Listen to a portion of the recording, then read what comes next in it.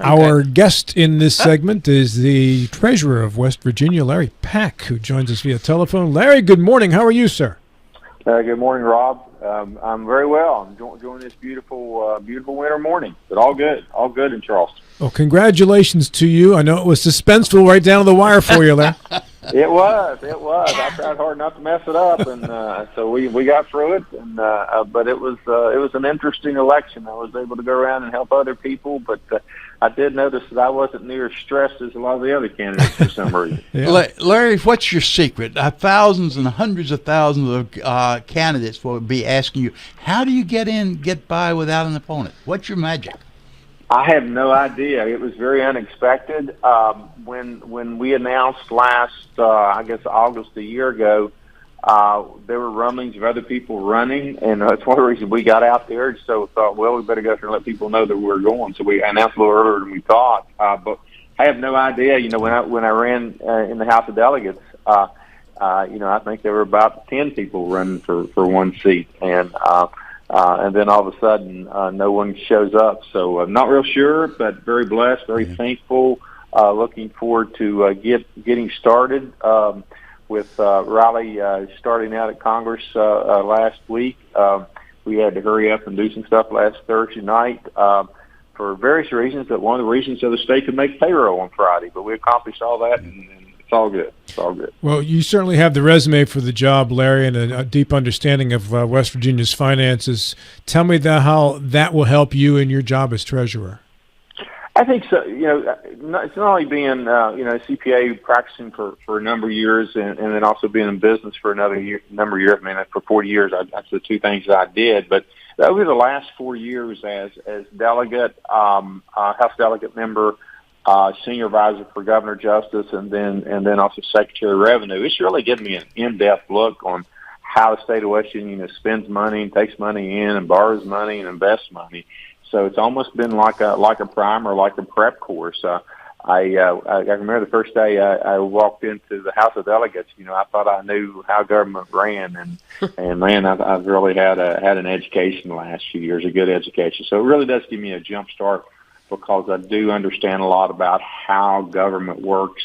And then, being a conservative, being a business person for 40 years, I definitely have a good knowledge of the impact to our citizens, the regulations, of the taxes, of just the decisions government makes. So really look forward to be able to be in this office, to be able to, act as the chief financial officer for the state of West Virginia, and to be able to advise and work with incoming Governor Morsi, and also with the incoming legislature. So it's a good time in my life. I feel like I'm prepared for it, and I'm looking forward to getting started. You mentioned Governor-elect Morsi, and when we talk to people about Patrick, he has already put out the theme that we were going to find more efficiencies in the government. And you're a CPA, which is even better than being an accountant, because you got to pass an incredibly difficult test to become a CPA. Many don't pass it on the first try, as you well know, Larry. I'm not insinuating you didn't pass it on the first try. I have no idea. I just know my friends who are accountants. It's a tough test. Where can you find efficiencies in government in the Treasury's office, Larry? Well, I got to tell you why I passed the CPA when I was 21 years old. I was married. I had a child, I had a car payment, and had a house payment, so I had to go. And motivation, baby. That's motivation. I was motivated. Yeah, I was motivated because in those days, you basically, if you started out as an accounting firm, you got paid basically nothing, but your salary was doubled if you passed the exam. So I had all the incentives of the world to pass that exam. Mm-hmm. I think you, first of all, you have to realize that government will never be as efficient as the private sector. And that's just the way it's set up, right? There's a lot of different bosses, a lot of different constituencies. It's hard to change stuff, right? It's supposed to be hard to change stuff in the government. But even though it's not will never be as efficient as private sector, that doesn't mean that we can't improve. That doesn't mean that we can't try. And the way I like to look at it is that for basically 80 years, the state of West Virginia was governed by the other party. And it's not that they're bad people, but the other party believes in bigger government. They believe in more services. They believe that government is the answer to most problems. And so we've layered on top of layers more and more government, more and more regulations, more and more more and more services, programs. And so if we could just start removing some of these programs and some of these regulations, we'll become more efficient. And it's just really happened over the years. And so I see a lot of things that the state of West Virginia is doing that the private sector can do. You can think about, some of it's really easy to see, nursing homes and hospitals, maybe turnpikes, running lodges, running insurance companies. But there's a lot of smaller things too that people don't realize. For example, we went through a period of time for about 10 years where it seems like every bill that was passed in the legislature required a report to go to the legislature. And so we've got people in the state house, or really all around the state, filling out reports and spend a lot of time doing reports that go places that no one ever reads. All that costs money. All that costs time. We have a lot of regulations, and when you have a lot of regulations, generally behind that regulation is a regulator. So we need to look at these regulations. Are they really important? Are they really necessary? Because, again, if you pass a regulation, someone's got to check it. Well, that's generally another body, another person. So there's just a lot of opportunities to do that. I think that is definitely something that Governor-elect Morsi is very, very interested in. It's a little different in perspectives than Governor Justice. Governor Justice was a big picture. Let's right-size the economy. Let's get West Virginia moving forward. Let's fix the darn roads. Right, that's the things that he's interested in. And the beauty of the transition from one governor to the next is they have different perspectives and different things they're interested in. And so I think Patrick's the things I've heard him talk about are things that are near and dear to my heart. I really look forward to partnering with him to do everything we can to make him successful, to help him be successful, knowing that if he's successful, West Virginia will be successful. Larry, I applaud you, and I applaud Governor-elect Morsi for taking this on. It's going to be a very difficult nut to crack, but I think it should be done. But it comes down to a cost-benefit analysis, and it's going to be the emphasis whether on the cost side or the benefit side. And I realize every situation is going to be evaluated differently. But how do you do this cost-benefit analysis? Well, I think the first thing you do is with anything is you try to figure out what are the core things that only West Virginia can do, only the government can do. Okay, that's not the places you attack. Now let's go to the things that maybe other people can do, and then once you identify those areas, then realize that we can only do so much. So let's pick the top 2 or 3 or top 3 or 4, and let's go after them first. In other words, we can't do it all at the same time. So I think you just want a methodical approach that if you do 2 or 3 things a year and you do them for 4 years or 8 years, all of a sudden you really move the ball. You moved it to very, very, very quickly, but you have to do it consistently, deliberately every time. You have to bring people in because, it's like my job is I'm the chief financial officer, so I give advice to the governor. I mean, I got that, I got to give advice to the governor. I give advice to the 134 members. So they're kind of like the board of directors. He's like the CEO. Well, in order to do something in government, you've got to get a majority of that 134. You've got to, the governor's got to be behind it. So it takes time to build consensus. So going fast is not necessarily the important thing. It's really make sure you do it right, and then taking a step back, which kind of goes to my strengths is, okay, what's the unintended consequences if we do this? And that's why you got to kind of slow down a little bit and make sure you understand the unintended consequences if we say, for example, we want to get out of running some lodge somewhere. Okay, so what's the pros? What's the cons on it? But again, we can shrink government. We can make government more efficient. I think if we can get government focusing more on the core things they're supposed to do, we'll do a much better job there. And I think we all understand the core things are things like police protection, roads, taking care of our children, our elderly. If we can education is huge. We had a huge issue not only with public schools but also with school choice. Those are the things that I think will take a lot, maybe the most of the time for the government, for the governor, for the legislature. So let's try to get some of these non-core things out in the private sector so that our leaders can focus on the things that are core to what West Virginia government needs and has to do. Larry, the points you're making are very understandable and very good. What about the tougher issues, the social issues, DHHR, and how they're being treated? What is your thoughts about those? Well, Ben, that's one of the things I spend a lot of time on in the governor's office as senior advisors is economic and health issues in addition to tax stuff. I think again that's what happens when you get an organization that basically says every time the federal government says I'll give you $1 if you'll do this, and they all say yes and yes and yes, and all of a sudden the Department of Human Services is trying to do too much. Right? They got too many programs. They got too many things going on. We need to narrow down what are those important things they need to do. But the federal government is, they're kind of tough to say no to because they'll say, hey, if you spend $1 on this, we'll give you $3. And they do that over a period of years, a period of 30 years or whatever, maybe 40 years. And so we're just trying to do too much.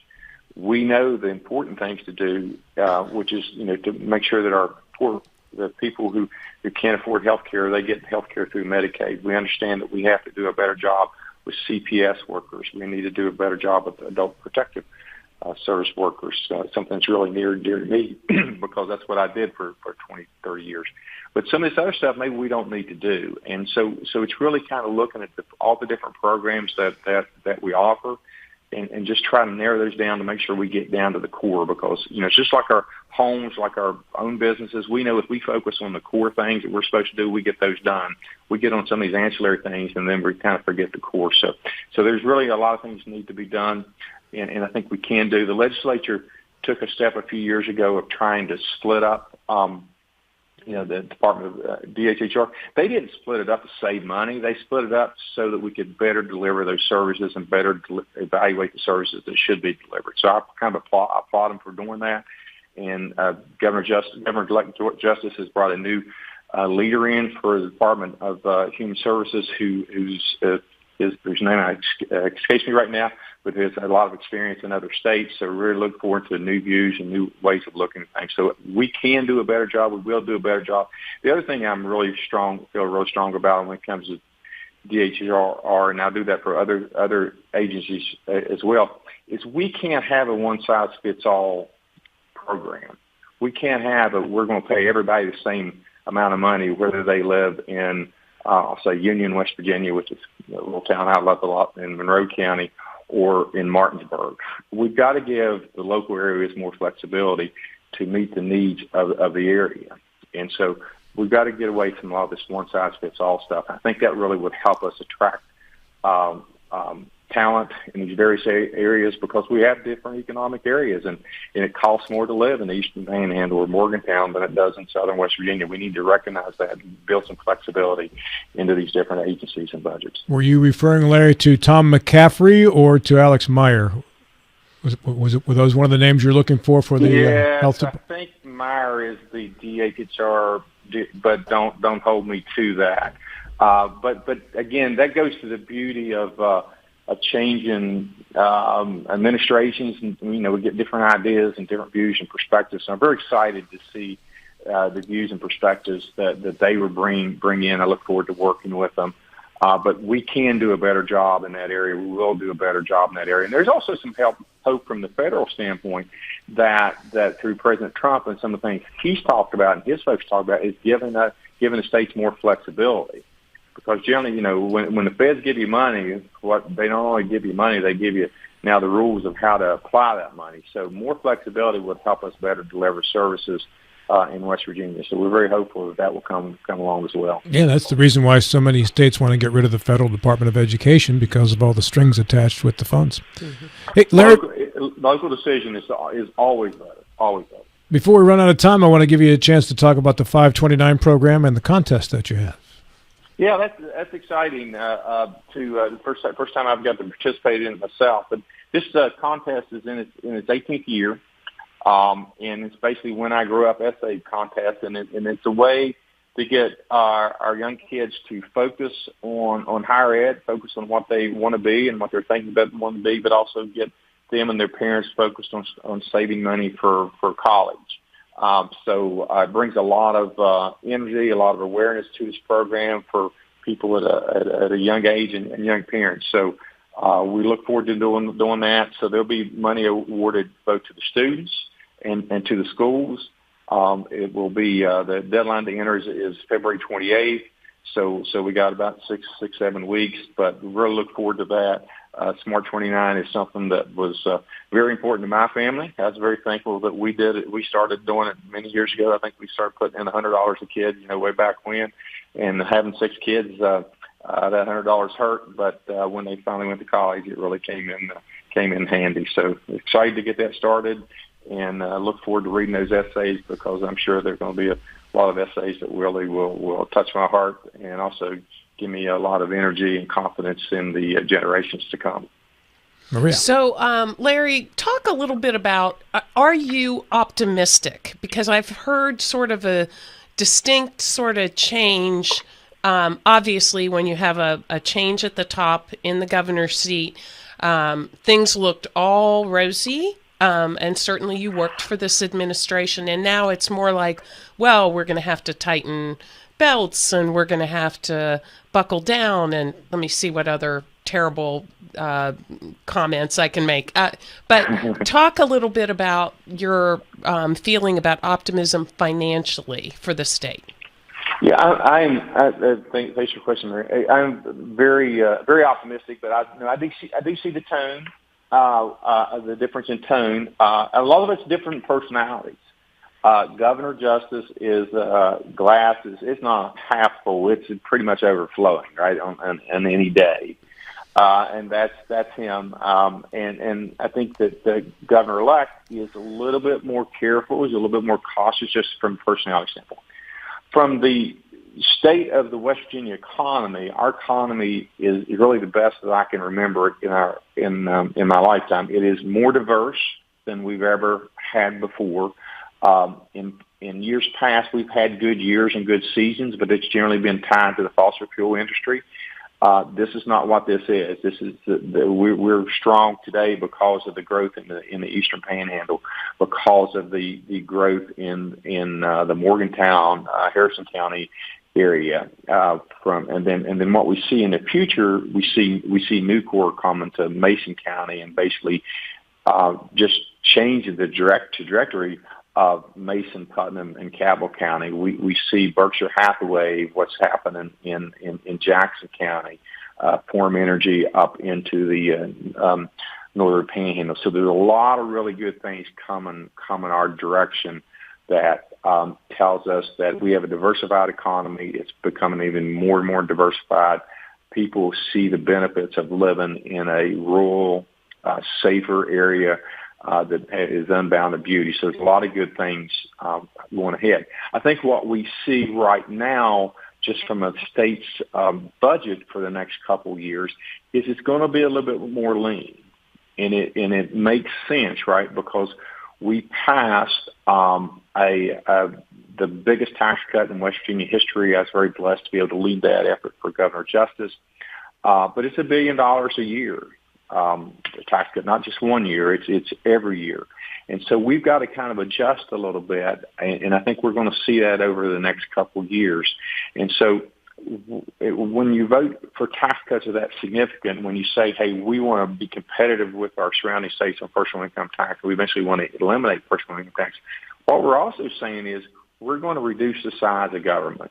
And so when you hear some hesitation, a little bit of not pessimism, but a little bit of, hey, let's slow down here a little bit from Governor-elect Morsi, he knows we've got to make some of these decisions on how do we do PEIA, how do we reconcile Hope Scholarship and education freedom with the needs of public schools, how do we continue to fix the roads, so how do we get the right balance on that? Larry, on that note, I got to jump in because we're just about out of time. If you want sorry. Yeah, that's okay. We appreciate having you on the program today, and I do appreciate all of the information that you gave with your appearance. Anytime. Thanks so much, everybody. Happy New Year, and I look forward to seeing you soon. Thank you, Larry. Thank you, Larry. Thank you.